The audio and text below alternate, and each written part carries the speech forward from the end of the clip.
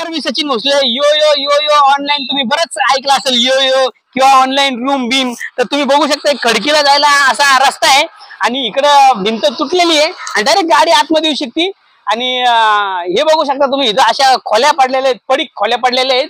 आणि हल्लीच एक केस झाली होती की एका मुलीला एका बसमध्ये गैरप्रकार घडला होता तिच्यासोबत.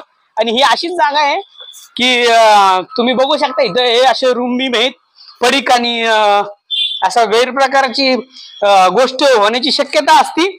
आणि हे जे हे पडीक रूम हे बघितलं तर कॅन्टोन्मेंट बोर्डाच्या हद्दीतले. इथं बघा कपडे बिपडे पडलेले आहेत ते लेडीजचे, तुम्ही बघू शकता इथं. तर दाखवा जरा विवेक भाऊ.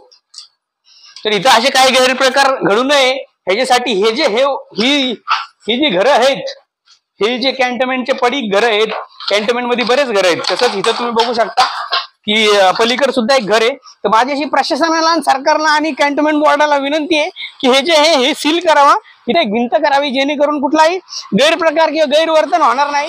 कारण या ठिकाणी जर तुम्ही बघितलं तर मेन रोड आहे, मेन रोडच्या कडेला डायरेक्ट गाडी इथं आतमध्ये येऊ शकते आणि इथं एक पडीक घर आहे. इथं पण अशा काही घटना घडू शकतात. तर ह्या घटना न होण्यासाठी किंवा अशा घटना वाचण्यासाठी प्रशासनाने मोठे पाऊल उचलले पाहिजे, पोलीस प्रशासनाने मोठे पाऊल उचलले पाहिजे, सरकारने मोठे पाऊल उचलले पाहिजे.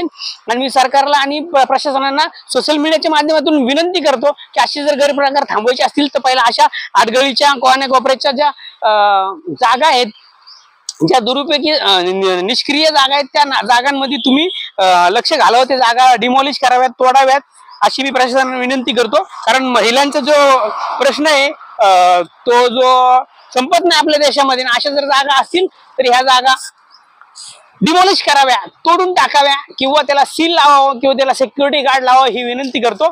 धन्यवाद.